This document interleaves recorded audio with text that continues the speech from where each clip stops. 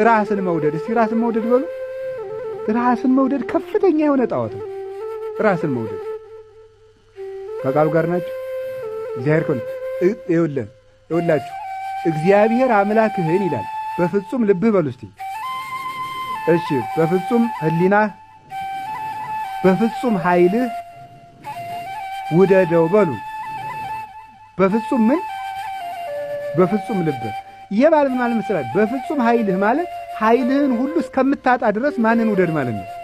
እግዚአብሔርን ውደዱ። ያ ማለት እግዚአብሔርን ከማን በላይ ውደደው ማለት ነው? ከራስህ በላይ ውደደው ማለት ነው። ስለዚህ ተመልከቱ፣ እግዚአብሔርን የምንወደው የማንን ያህል ይመስላችኋል? ሰው የሚስቱን ያህል እግዚአብሔርን ይወዳል ወይ? ጉድ! በየት አለ? ሴት እግዚአብሔርን የወንድን ያህል ተወደዋለች? በፍጹም። እግዚአብሔር አሁን የገንዘብን ያህል ተወዶ ያውቃል? ኧረ በብሉ በፍጹም። እግዚአብሔር የሆድ ያህል ይወደዳል? እስቲ ከሆዳችሁና ከእግዚአብሔር ማን ነው የምትወዱ? በሰባት ሰዓት ግጥም እያደረግ ኧረ ተው ሲባል ምንም ማድረግ አይቻልም የምትል ለምን ይመስላል? ከእግዚአብሔር ይልቅ ማንን ስለምትወድ ነው? ሆድህን ስለምትወድ። እግዚአብሔርን ትወደዋለህ? እግዚአብሔርን ውደድ። እግዚአብሔርን እወደዋለሁ ይላል ሰው። እግዚአብሔር እንዴት ነው የምትወደው? እግዚአብሔር እንወዳለን ማለት ነው እንዴ? እስኪ አንዲትን ሴት ሄድና እወድሻለሁ እያልክ 24 ሰዓት ደግሞ በዱላ በላት። ይሄ መውደድ ነው እንዴ? እንዴት ያለ መውደድ ነው ይሄ? ይሄ አይደለም እኮ። አንዲት ሴት አንድን ወንድ እወድሃለሁ እያለች ማታ መርዝ በጡጣ ፍሰጠው፣ ይሄ መውደድ ነው? መውደድ ማለት እኮ ለሚወዱት አካል መኖር ማለት። እስኪ በሉ ለሚወዱት አካል መኖር በሉ። የምንወደው ማን ነው? እግዚአብሔር ነው። እግዚአብሔር የማይወደውን ሥራ እየሰራን ልቡናችን ውስጥ ራሳችን ነው የምንወደው። ከሰው ጋር መፋቀር የሚያቅተልን ነው። ራሳችን እንወዳለን፣ ክብራችን እንወዳለን፣ መልካችንን እንወደዋለን። ባይኖረንም እኮ ነው እንኳን ኑሮን ባይኖረን ራሱ የኛ መልክ ጥሩ ነው፣ በቃ እንወደዋለን። ያ እንዲነካ አንፈልግም፣ እንዲሰደብ አንፈልግም፣ እንዲከሳ አንፈልግም፣ ቡላ እንዲሆን አንፈልግም፣ አመድ እንድንመስል አንፈልግም። በቃ እንደዚያ እንዳይሆን ጥሩ አይደለም። ለአንዳንድ ነገር ብሎ በሰው ብርድ ሲቀር ምናምን ሲል መከራውን ሲያይ ነው የሚሆነው። ራስን መውደድ ከሰው ጋር አላኖርን ያለ ምንድን ነው? ራስን መውደድ ነው። የሚያጋድለን ምንድን ነው? ራስን መውደድ ነው። ከጎረቤት ጋር የማያፋቅር ማን ነው? ራስን መውደድ ነው። እህት ወንድም የማያፋቅር ማን ነው? ራስን መውደድ። ባልና ሚስት የሚያፋታ ማን ነው? ራስን መውደድ። ከቤተ መቅደስ ቄስና ቄስን ዲያቆንና ዲያቆን የሚያባል ማን ነው? ራስን መውደድ። ጳጳሳት ከጳጳሳት እንዳይስማሙ የሚያደርግ ማን ነው? ራስን መውደድ። እኔን ስሙኝ ተብሎ ክርስቲያን እንዲገደል የሚያደርገው ማን ነው? ራስን መውደድ ነው። እግዚአብሔርን መውደድ ነው። እግዚአብሔርን ወዶ ነው አሁን እንግዲህ ሰው ጳጳስ የሚሆነው። እግዚአብሔርን ወዶ ምእመናን አሁን እኔ ጳጳስ ስለሆነ እኔ ጳጳስ ስሆን ሰዎች እየተመቀኙ ስለሆነ እነሱማ ተጋደሉልኝ። ኧረ እግዚአብሔር ተወደደ እኮ፣ ፍቅሩ ፈሰሰ።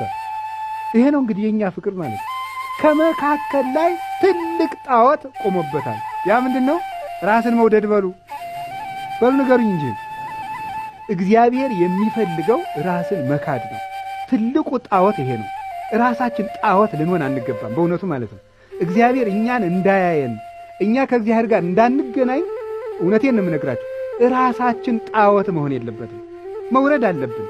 ለክብራችን መጨነቅ። አሁን እንኳን ተንከባክበን ተከብረን ተከብክበን የተወደዳችሁ ምእመናን፣ የተከበራችሁ ምእመናን፣ የሰላምታው እንኳን ቀዝቀዝ አለ እኮ ብሽቅ ነው የሚለን እኮ በእውነቱ ማለት ነው።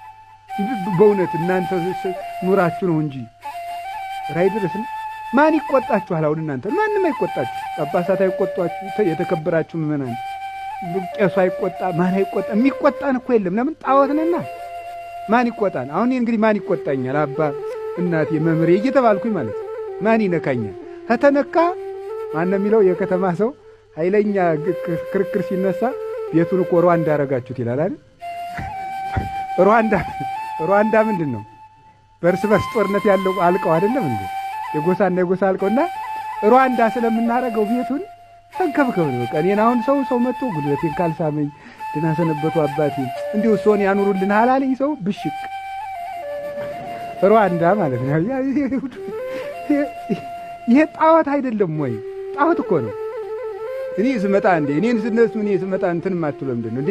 ምንድን ይሄ ሁሉ ጣዖት ነው። ይሄ ጣዖት መቅረት አለበት እንዴ? ለምንድን ነው እኔን እንዴት የሚናገረኝ ሰው እንዴት አይድጎ ነው አይቶኝ ያውቀ እንዴ? አቤት ክርስትና ነው።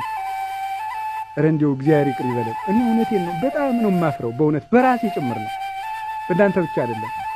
ክርስቶስ ሲያየን ምን እንደሚመስለን እኮ በእውነቱ ማለት እሱ በጦር እየተወጋ ነበረ ሰው የሚወደው። እኛ እኮ አንድ ቃል ሰው ሲናገረን እኮ ነው ላንየው ገብ የሚያደርገን። ይህ ጣዖትነት አይደለም፣ ለክብር መጨነቅ አይደለም፣ መታረቅ ያቃተን መታገስ ያቃተን ራሳችን ስለምንወድ አይደለም ወይ ነው? ማለዳ ተነስተን ቤተክርስቲያን መሄድ ያቃተን ራሳችን ስለምንወድ አይደለም ወይ?